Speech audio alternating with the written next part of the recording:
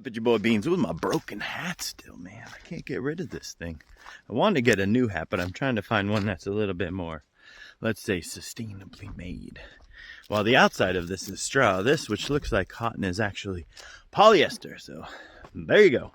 Gotta find a version of this that doesn't cost too much money and isn't made out of plastic. So, you know, that's the real hard part, is like, can you find something that is nicely made out of sustainable-ish materials without it being stupidly expensive? I will find out, and I will post the results here. And I will not post a link for you to buy it, because that's not what I'm about. Anyway, here I am, about to pick up some trash. It's about 10 a.m. I'm trying to get an early start because I was having some power problems at the house because of no sun, and batteries are just on their last legs. And it's going to be hot. It's already like 80, and it's like, 10 a.m. So here I am at the trash pile, gonna collect a bag. I can't run this phone for too long because it will overheat. So here I go. Peace. All right, well, the dog's looking around. He jumped in the creek as usual. Today, I think I'm gonna go for some easy pickings, which is this foam right here. So busting out the bag, getting ready to pick up the foam. Oh man, gotta get my finger out of the way. There we go. All right, let's go for the foam today. The foam might take up the entire bag fairly quickly though. But sayonara foam, because this foam just breaks down so much so quickly.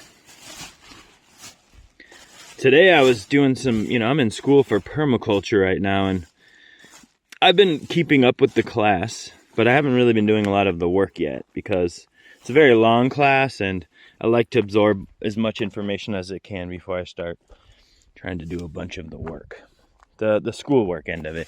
It's all relatively basic right now, but still. Anyway, so I was reading about yield today, obtaining yields, like I am yielding this plastic foam material, and how we should be, returning the surplus of yield back to the earth or to people, however it has to happen, depending on the situation and what kind of yield it is. And the other fun thing I was thinking about was the yield that we haven't thought about, which would be like the mental health benefits of being in nature, right? Like just nature being good for you in general, and I feel like that's one return on our surplus that is underrated, is just how much better in the end you will feel if you have a nice, Augie, where are you going? If you have a nice piece of nature that you can hang out in, even if it's just your backyard or a community garden. I'm gonna have to put this phone down to get this into there.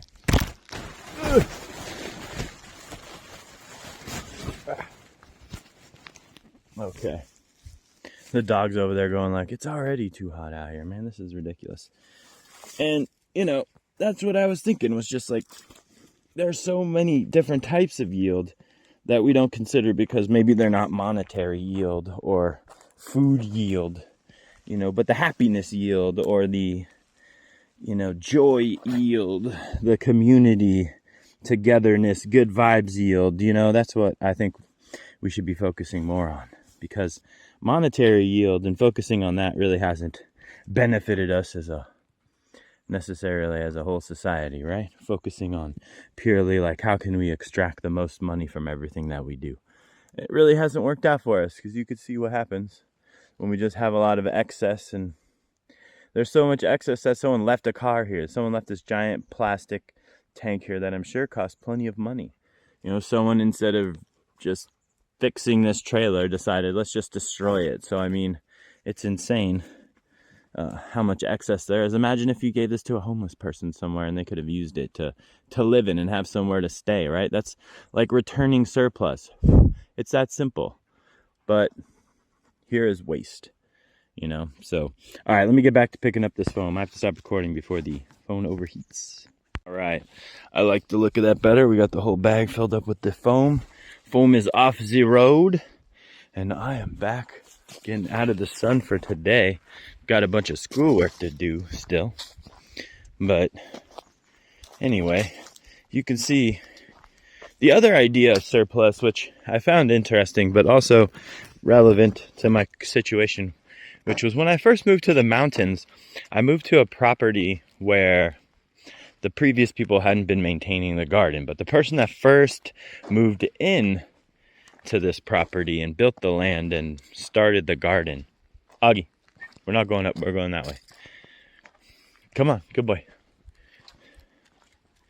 So where the dude originally came out here, and he had tons of stuff growing according to people I've talked to, and he really cared about the property. They said he would even water the forest with some creek water at night just to keep everything growing well all summer, which I thought was awesome to think.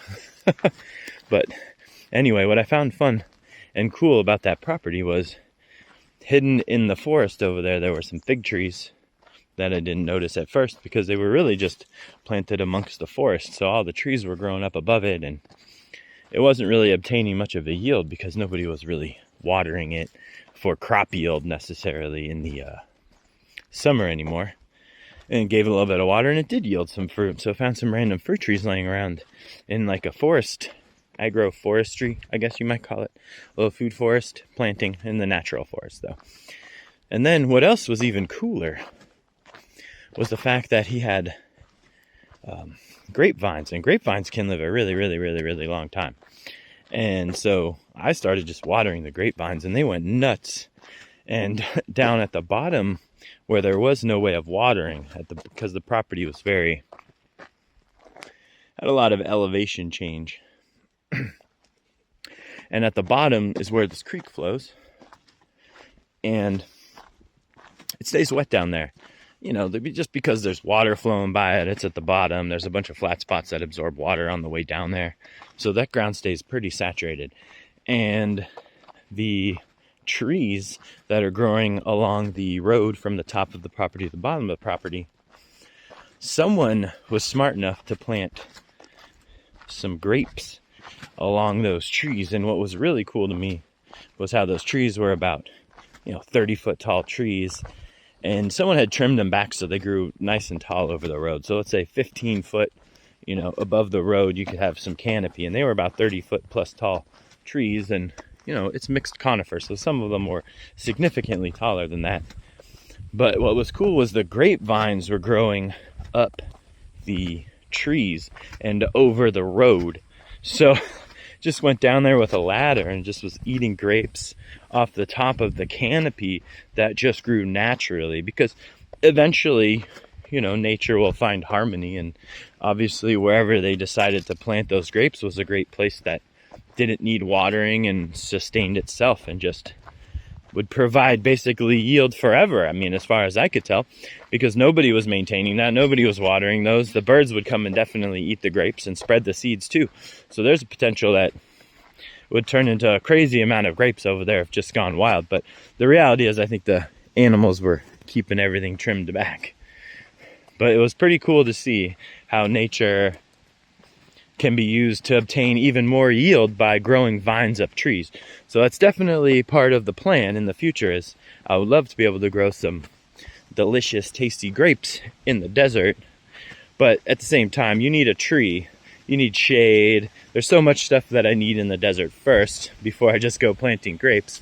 But at the same time, if I can find one that's good heat tolerant grape and can grow with partial shade, full sun, whatever, up a tree, I mean, that's for me ideal. So I'm really looking forward to all of the unlimited opportunities that the desert seems that it will provide for me. So anyway, all right, well, that was a quick and easy pickup today just because I went for the easy foam. But oh man, I'm glad to be going back inside when the weather's getting hot. I can get this video edited while I have solar power. I can get through some permaculture stuff while permaculture school stuff while the weather is hot. I've already watered my garden this morning. If you're curious, how long does it take to water a garden? Between 2 to 3 hours. Hand watering, feeding, fertilizer. Nothing is automated right now. And you say, well, what about minimizing water usage? Well, what I do for that is I have a little handheld moisture sensor that I just jam into every box, because every box evaporates at a slightly different rate because of the amount of plants that are in there, the amount of exposed soil, all that kind of stuff.